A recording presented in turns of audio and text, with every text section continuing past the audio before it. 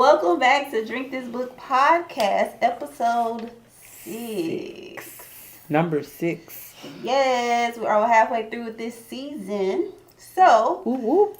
in today's episode, which I really do like this book, Inspector Gadget had to remind me of this book, but we don't talk about Carol by Christine L. Berry.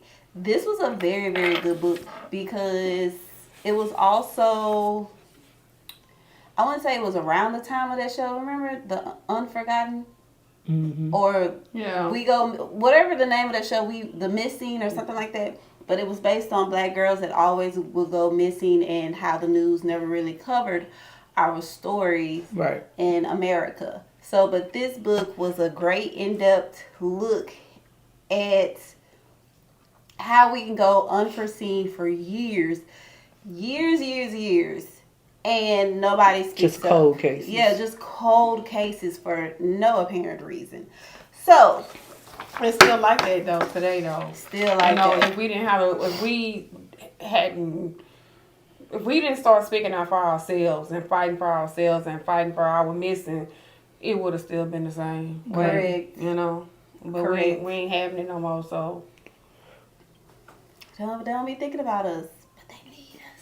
Right. So, what if you were going through your grandmother's belongings after her death, only to find a picture of a girl who looks strikingly like you? And when you ask about the girl, you are told not only is she your aunt that you didn't know existed, but she is not to be discussed at all nor mentioned. There is such negative reaction to you simply asking that the investigative journalist in you have to find out who she is and why she is hidden. Upon some digging, you find out not only was your aunt missing, but there were 5 other girls that came up missing during that time as well. But your aunt was the last, or was she? Right.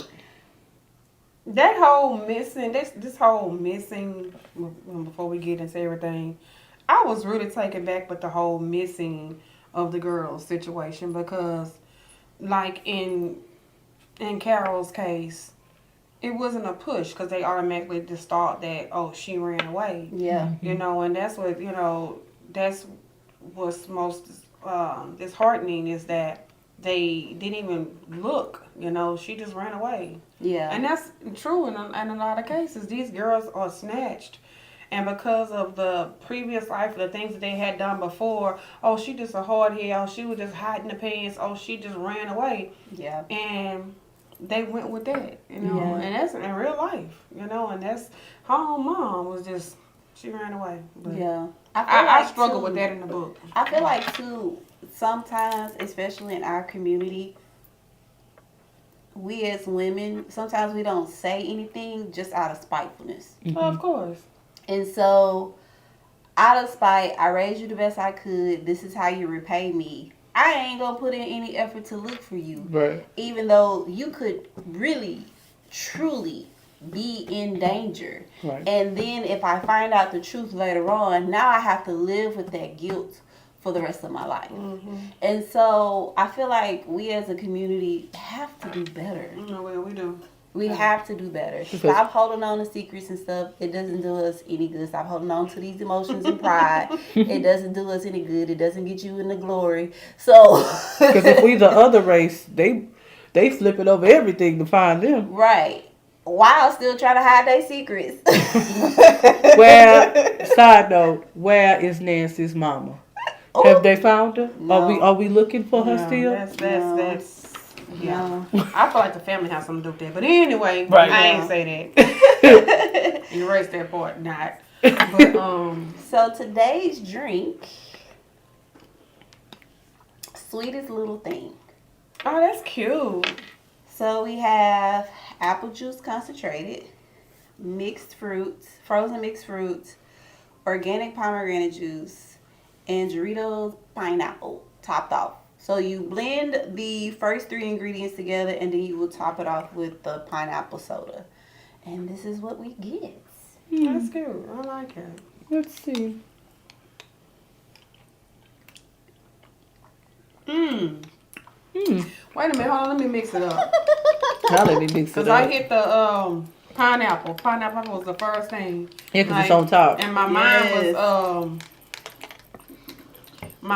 was looking, thinking berry, whatever. But when the pineapple hit me, I was gonna do like a tea, but I was like, it's still, what is it, North Carolina, South Carolina? no, that's good. Still got pineapple. I like that. That's Apple good. juice, mixed fruit, organic pomegranate. I love pomegranate. That's good. All right. And the Jarritos Pineapple. I had to think of a, you know, like The a Jarritos, southern. give it a little razzle dazzle. Yeah, I had to give it like a southern like flair. I was like, it gotta be some type of juice. They give it a little twang. I like a little twang. Yes, I like a little love it, twang. love it. Pretty good. Okay, some Arthur fun facts. So Miss Kristen L. Berry is a writer and communications executive born and raised in Metro Detroit. Kristen graduated from the University of Michigan with a bachelor's degree in English, language, and literature. She has provided PR and communications expertise to leading consumer brands for nearly 20 years, all while writing in her spare time. When she isn't reading or writing, Kristen can be found lifting heavy weights at the gym, hiking in Malibu, eating her way through Los Angeles with her husband, or shouting at the latest Formula One race. We Don't Talk About Carol is her debut novel. Listen, me and Christine can have a really good time. Eating her way through LA, you don't know how many eating restaurants I done sent my cousin. Like, look, when I come back out here, this is the food. And lifting heavy weights at the gym? Yes. Hiking. I want to tell you guys about that. There is a black hiking group here. I follow them too. I'm sure I you be did. sending her the videos She because did. it be all single men in there. I She be do. like, look, Yeah, friend. she needs to go Look, out. friend. She do. Yeah, you need to go. We need to just go. You can Just go. make her go. You can't go, Yeah, but we need to go. I mean, once they clear me, I'm gonna go back. But yeah. Anyway, so yeah, Carol's what Kristen? This was a good It was a debut. good- It was a very good debut. Novel, Yeah. she did well. She did had a really lot well. of I would definitely interviews, pick too. up, look for something else, and read something else by her because she did pretty good. Yeah. I enjoyed it. She had me losing it. Had me losing my mind. Yeah. because I kept was like, where's Carol? Right. Where's Carol? What happened, Carol? Yeah, but okay, we're gonna get there. We will get there. Synopsis and plot. A dedicated journalist unearths a generations-old family secret and a connection to a string of missing girls that hit way too close to home. In this gripping debut novel, in the wake of her grandmother's passing, Sydney Singleton finds a hidden photograph of a little girl who looks more like Sydney than her own sister or mother. She soon discovers the mystery girl in the photograph is her aunt, Carol, who was one of the 6 local North Carolina black girls to go missing in the 1960s. For the last several decades, not a soul has talked about Carol or what really happened to her.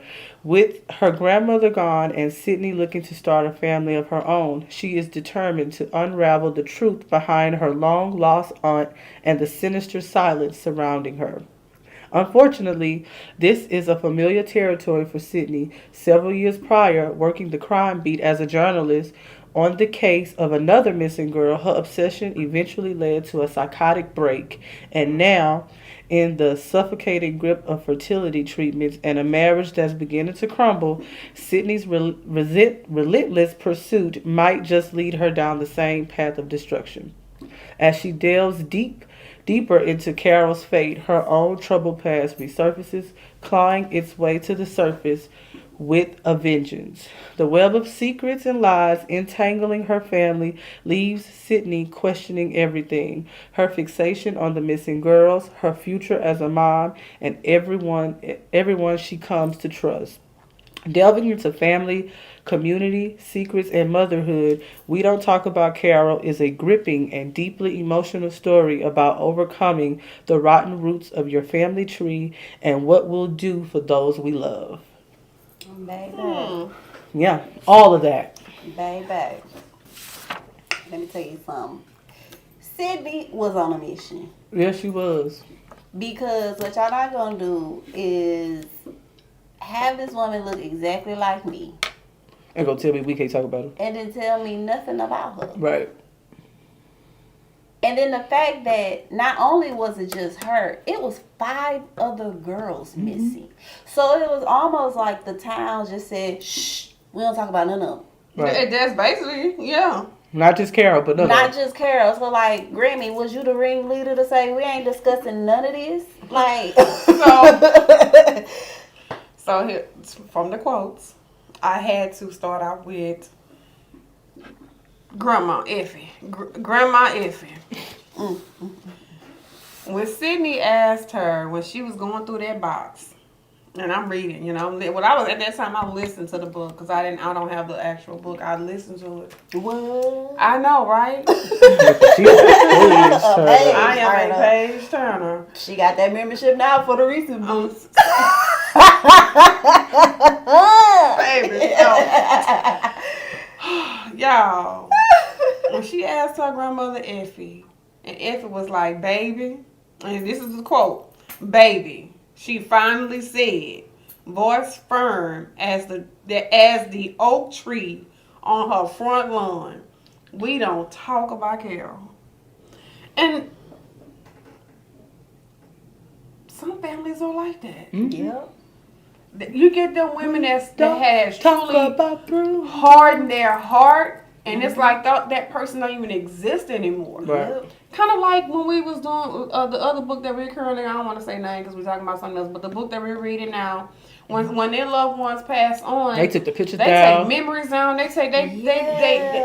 I'm like, but I want to know if that's really a culture thing. I really want. So I'm gonna look into that. But Now I can understand doing it if that person has committed like a real look, they crime. done done something bad to a child. Yeah, I can see when that. You put that whooping on them, and we don't speak of them no more. Yeah, like in situations like that, I can see. Yeah, but this girl just goes missing. Yep. She just went missing, and basically what it was, how I got a young girl, Carol and Effie, and what was her brother name? Larry. You know, single mom raising 2 kids. You know, Carol was out running around doing her thing in the streets. Effie was like, "No, you can't do that." But what I really liked about it is how Carol had a good, close relationship with her brother. She did. And he loved her. You know, they were tight. And she looked out for him. But it's just something about that black mom and black daughter. It's just, it's a struggle, you know, and it's still a thing. It's really a thing, you know, but back then it was hard.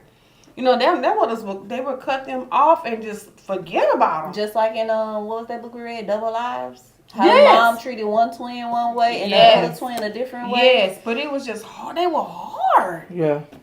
You know, and Carol, you know, she got caught up in a situation. She in love. She got caught up in a situation and she saw some things she shouldn't have seen. And now, you know, the tables has turned on her now, you know. Oh, we got to get you. We got to take you out now because you seen what we was doing with these girls. So we got to take you out now.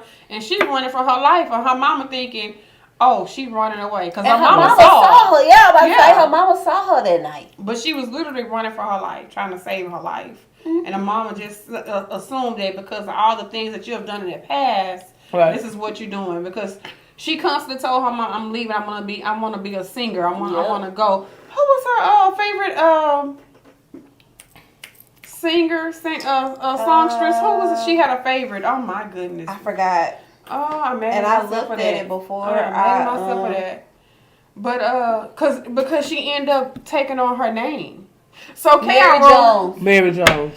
So Carol leaves. Trying to save her life.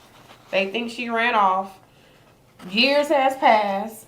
We got Sydney looking, cleaning. She's cleaning up the grandma's house because she was 14, 15 when she first asked about the baby, the dress and all that stuff. And we don't talk about Carol. Then here we go. Grandma passed away. Now we clean up grandmother's house. And I see some more things. She goes and asks the grandmother's best friend, you know, well, who was Carol? You know? And then now she found out about her. What is it, Eloise? Something. I think it was Miss Eloise that was the friend that ended up telling her about who Carol really was and gave her the yearbook. And that's where she saw all the girls. Yeah. You know, but that's because I think, do y'all think that if she didn't have that that whole love for the crime podcast reporting investigation thing, do you think if she was, wasn't into that, do you think she would have put that much effort into finding who Carol was? I don't think it would have took as fast as it did. Yeah, I don't think she would have put as much effort. She probably still would have wondered and asked some questions and tried to find something. Yeah. But I don't think it would have been as she was. This is what she did. Yeah, Mm-hmm. I don't think she would have been able to get as much leeway because she knew where to look. Yeah, she knew how to search, She had how the to tools. look. Yeah. Yeah. My question is this: when Sydney was born, and Grandma saw her for the first time, what y'all think she said? Cause this girl that came out looking exactly like your daughter. Like, what you think she said? Like, that's what I was wondering. Like, that's a very good question, Yeah. and that's probably why Larry was an alcoholic. Cause her dad, he had anger issues, and he drank, and he wasn't really a nice person because he was traumatized. He was a nice as a kid. He was. He but was, no, something happened to him with his football career. Something happened, and then he couldn't. But I think a bit of Carol leaving did something to him. Yeah. A lot of it was because of Carol. Yeah. Because they found the diary. Mm-hmm. And once they found the diary and was putting two to two together, she was like, oh, well, who is Michael? Yeah. Right. Oh, well, all these things of how Carol was and her mindset during that time period, she can see, oh, well, Grandma, you was a totally different person. Right. Back in the day. Yeah, okay, so Carol, she's dating this they teenagers. She want to get away from the mom because of the life or whatever. Like, I just want to go and live my life and be a singer and whatever. She's dating this young guy. Who they was planning to run away together. Yeah, because they were in love, and he was the heartthrob of the town, of the high school or whatever, and all the girls wanted him, and she was dating him, and then, but all of a sudden, at the same time, these girls are coming up missing, and like, nobody really thought about, like, they didn't put too much effort into that, and I wonder did Carol think about that, or whatever. I think that was a ploy. I don't think he was going to run away with her. Because at one point in the diary, she said that Michael was pulling away. Okay. Yeah. She did say that he was pulling away. So I think that was just a ploy. To get him? Yeah. Because, he was the pretty boy. He was And they all hung out at Raymond's house. He was because, what was it? His family died. Raymond died. Parents died, and he was left, in the house. In the house. Of age to where he can keep the home. Yeah. And live on his own. You know. Yeah, and he was of age to buy liquor, huh? Or was No, he could buy liquor, but he could stay in the house by himself. Okay. He had an aunt or something come live there for a little bit, but then she died, and then he just stayed there. Yeah, so and he was like the strange guy in the school, in the town and whatever, kind of like he was the one that I saw him as being the watcher, because every time people would describe him, and they would just he was always in the corner lurking. Yeah, they say they would get a creepy feeling, and then when they would look up and they see him looking at him, or he was too close up on you. Too close, yeah. Like you looking. First of all, I ain't gonna let you get the close up on me because I'm always. And second, I wouldn't even get a ride from you because he had the car. Mm-hmm. Yeah, he had the car. Back then, cars it wasn't easy to come by, especially when you were young, And so, but he had the money from the parents, and everything. But my next quote was Mrs. Sidney. She said, I'd heard so often as a child, what happens in this house stays in this house. This statement had sounded somewhat sinister when I was a kid, but as an adult, I could understand the benign intentions behind it. It was about protecting your family's reputation. It was about preserving your pride, even in the face of an embarrassing or shameful incident. It was about protecting yourself from dwelling on events that caused you pain. It was about appearing strong and not allowing anyone to learn your weak spots. And it's sad to say, it's a thing. The buffoonery. Yeah, it's a thing. It's a thing. It is a thing, but I mean, you can protect your reputation to a certain extent by not hiding the truth, especially depending on what that truth is, because it's going to be more damaging once the truth it comes out. And then we all they're not thinking about that though. Right. It doesn't matter. It's just about the appearance. I I want to appear this way to people, and I'm gonna, by any means necessary, I'm gonna protect that, you know, and at any cost. And you're hurting and damaging the people that's within those walls of their home, Like you know. time. Yeah, that's sad, but it happens. It's very, very sad. Man, why do we do that though? Right. Who taught us that? You know how you can have a moment and it's an embarrassing moment, but you don't want to show that vulnerability. You don't want to show that as weakness. So what you do, you show it out as anger. You know, you react and you don't really want to be angry because you want to cry really, but you're mad. You know, because I can't show this weakness. Yeah. Oh, child. The drama. And she doing all this investigative work. Why she doing IVF treatments? Right. But maybe Don't you gotta take them shots every day? Yeah. So well, I don't know, but you take it often, weekly or something. Is it daily or weekly? When they get ready to retrieve the eggs, it's every day. Oh wow. Okay. So that's why I'm like, you doing all this traveling, all this investigative work, putting all this stress on your body. Looking for your long lost aunt. That's why her husband was But nervous. what about her mental health though? Sydney's mental health issues stem from her upbringing.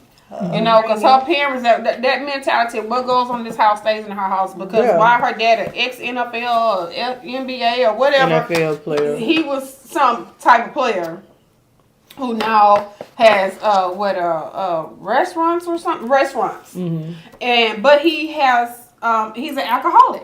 You know, and they want to hide that and keep that within the house. But he go out there and he's smiling in the face of the people and everything, whatever. But when they get home, he wasn't physically abusive to the mom, but he was very emotionally, he was very verbally abusive to their mom. Yeah. And they had to live with that. And then at one time, he had put him in that car and was about to drive him into he did. You know, well, no, Sasha and Sydney got into a wreck in the Jeep. Oh no, it was the other family that she was investigating. There was other family that did it. Yeah. But I think he just threatened to do it. Yeah. But she thought that made her think about the other man that did do it, right? Right. And because what was the thoughts of her when the stuff that she had suppressed, you know? The things that caused her to have the mental health crises and all because that stuff. They suppressed when the dad put them in the car and he kept saying, "I will drive us off this cliff." Right. And then when her and her sister finally did get into a wreck, that triggered. And then on top of that, the other case that she worked on, that's when she had the psychotic break. There we go. Right. Is when she started working on the other missing girl case, and then when the dad had threw the glass at the mom. She had the psychotic break after that. And so it was just a lot. And you can tell when people do not deal with situations correctly and trauma correctly, because then they do not learn the mental skills on how to handle those situations. Yeah, and when it comes back around, they don't know how to handle it. They don't know how to handle it, so they just spiral out of control.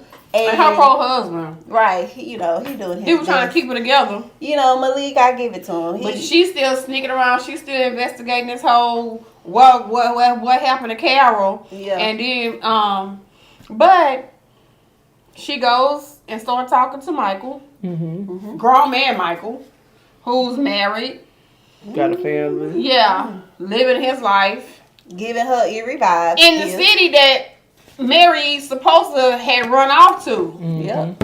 And he had the trunk. Yes. He had all the evidence. You had the evidence, sir, for yourself. And you gave He didn't know that Mary had slid that in there. What was it? Sally Dunn's bracelet. And she in the crevice of the trunk. She hid it between the material and the wood. And she buried his ring, his high school ring, with Sally. Was it Sally's body or the Loretta? Because she switched. She switched. She took Sally's bracelet and put the ring on Sally. Yeah. So So the evidence that he had the evidence all this time, because Michael, the golden boy, They got away with it. They got away with it. Was literally the one that was taking these girls. Him and Raymond. Torturing these girls the whole time.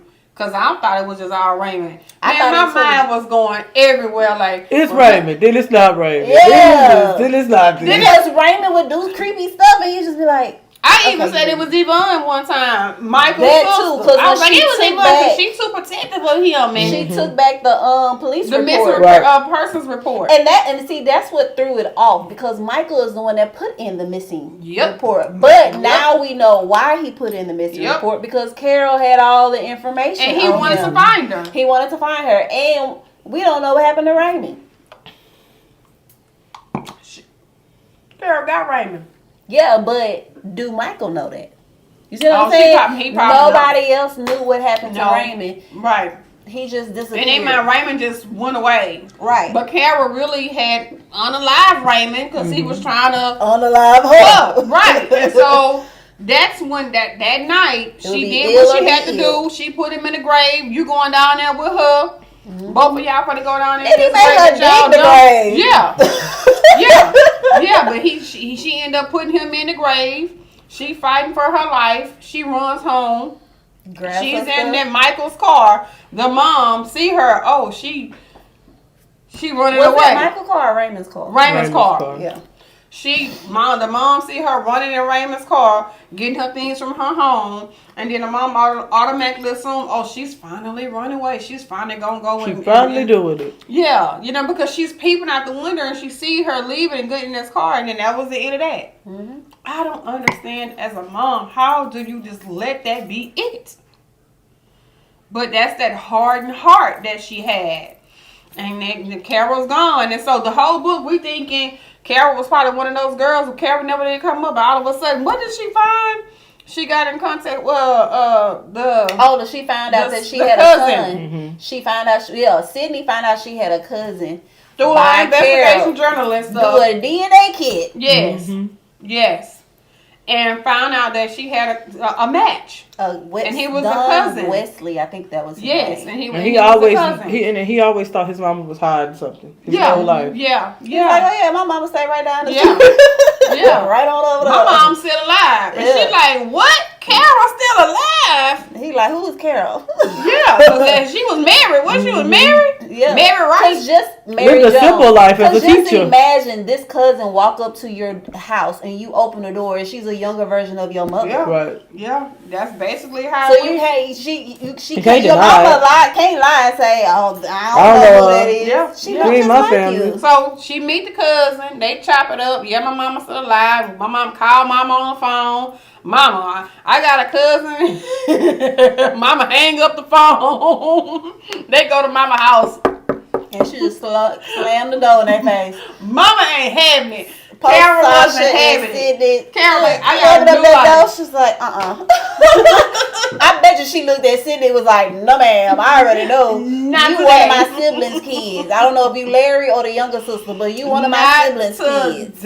Not today. And that was it. But then after she cried and she had her moment, she came around and Carol was like, okay, this what happened. Yeah. You when Sydney sent that email to apologize and to her, it was like, look, I'm investigating all the other girls too. Please just tell me what you know. What happened. You know. And then she just spilled the beans. She spilled the beans, and Michael and Raymond was the one that was doing all these things, Oh, hold on. Let's go back. The neighbor. Yes. Him and his son. Neighbor. Yes. Saw the hydrangeas. Mm-hmm. Saw him. He was like, the hydrangeas don't have liquid, or because it was too dark. He couldn't tell what the liquid really was on his clothes. Yes. But he just had a guess that it was blood. Yes. So they helped her out as well. Mm-hmm. With her whole investigation. Neighbors, But Sydney was getting on my nerves, y'all, because I'm like, Sydney, put your life first. Put your health first. Put your husband first. Sydney, come on. Sydney, come on. Sydney and Yvonne was getting on my nerves. Michael's sister. Man. Yvonne just wanted to I feel like Yvonne knew from the beginning what her brother was doing. I really feel like that too. Because you retracted the police report. You were very protective over Michael. So either Michael told you was with Michael and Raymond one of these times, and I'm my brother's keeper. Mm-hmm. And then the fact that you went and become an attorney, Yeah. you too She protective. did. She got on my nerves too, but Sydney was really doing it for me. But I like how they ended. I like how everything came together. You know, the questions that you had, Miss Christina L. Berry, all the questions. It's a good book. She tied it up Really well. good. You know, first when she had you wondering, and then she give you a little bit. Then you be like, nah, that wasn't it. She take it back or whatever, and then she put you in another direction. I really enjoyed that. Yeah, I felt like I was but then watching it all tied reading together. a CSI episode. Yeah, exactly. That's exactly how I felt. You know, and I can truly say I don't feel like there was any gaps in this book. Because sometimes when I be reading, there be gaps. I'm like, well, explain that. You never really get an answer. So I wasn't left feeling that way about this book. Oh, it's Find Our Missing. I think that was the name of the show. Does this show still come on? Mm-hmm. Oh, we got so many shows out there right now. But I think it was specifically geared around black girls or melanated girls. The ones that don't get the news. I think it was one on Hulu. I don't think it stayed. Yeah, that's the one I'm thinking about. All right, so Miss Dion, what did you think about the book? I enjoyed it. I enjoyed the book. It was for the first time I had a book that didn't leave me with any gaps. What frustrated me the most was Sydney was getting on my nerves. Yeah. I got on my own nerves because I kept trying to figure out who it was, because I couldn't read. I wasn't listening fast enough, because 1 minute I think it's this person, and 1 minute I'm thinking it's this person, and to find out that Carol was still alive the whole time, baby, let me tell you something. Yep, I did. I enjoyed that. I enjoyed that. The fact that Carol was still alive and she was able to come back and give you, in her own words, her own voice, what happened. Yep. What happened? So Miss Christina L. Berry, you did that. I enjoyed it. And gave closure to all those families. Right. Yeah. Because some of the black girls never get that. Some Right, black families never get that. Yeah. All right, Miss Katie, what you? I like the book.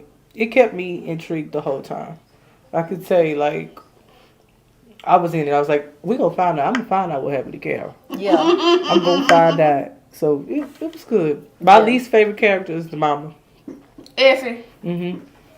Yeah. Effie. Them Effies get on your nerve, because Effie got on my nerve and what's that movie? Dream Girls. Dream Girl. Effie got on my nerves and now. And Curtis was supposed to love me. and there was a Effie in that our Ariana Grande Wicked. What you I think? enjoyed the book. I really did. Because again, I am all about cold case files, FBI, CSI, the original, not all them spinoffs. That's my niche. That's my genre right there. So to sit there and read or listen to a book as if I'm watching an episode unfold, it was really, really nice. Nothing was left unturned. All the questions were answered. The dedication was beautiful. The memorial that they did for the girls is beautiful. Yes, how they turned that this graveyard into a memorial, a garden, a beautiful Angels garden. I like the families were able to get closures because you have siblings, other family members and siblings who were still looking for these girls but didn't have the voice and the resources. Back then, especially. Yeah, nobody was listening to them because they're a majority black neighborhood. And so, again, I feel like Granny was the ringleader to say, we going to just shh it all. And then the police, they're not really going to investigate 6 missing black girls like that. They just going to deem them as all runaways. But some of them girls really had dreams and aspirations and plans. Some of them want to be doctors, lawyers. Right, and then all of a sudden they just come up Yeah. missing. It don't make sense, So I like really the fact enjoyed that it. in that yearbook, how they brought, even though she gave each girl a name, she also gave them what they wanted to be in the future, lawyers and hairdressers and pharmacists and, doctors and things like that. And I was like, yeah, I like how she gave them a face, a name. So what did you rate the book, Miss Katie? I gave it a 4.5. Okay. I enjoyed it. I'd say the same. Okay. I gave it a 4.8. Mm-hmm. Because again, I really liked the book. Mm-hmm. All my questions were answered. Mm-hmm. So, you know, the only thing is I feel like Raymond got the short end of the payback, but Yeah. He got it easy. He just went to sleep. right. He just took a very long eternal nap. And nobody knew what happened to him. So because he didn't have any family But left faith looking is for something, him. isn't it? What he had been doing to girls was done to him. Yeah, but then Michael goes on like an area killer to live his little best life For a moment. for decades. He did. Decades. But then he spent the rest of his life in prison. Mm-hmm. Yeah. So yeah, but Goodreads rated it a 4.03. Okay, cool. So yeah. Now it's parts of our favorite part. If it was a movie. Y'all favorite part. Really, to tell you the truth, this whole book could be the cast of CSI or Yeah. what's that I show? agree. Criminal Minds. Really, Yeah. just pick people from Criminal Minds. But we did pick The actors Equalizer. and Right. actresses. Yes, we did pick actors and actresses. So for Miss Sydney Singleton, we picked Miss Keke Palmer. Yeah. We like Miss Keke. I think Kiki could play serious roles or funny roles, and I Yeah. think this would be a good serious role. role for her And we also picked Kiki for young Carol because they look so much alike. because they look just alike. And then older Carol, we picked Miss Angela Bassett. Because her and Kiki look alike. Mm-hmm. If they do a story about Angela Bassett's life, Kiki better play her. Yes.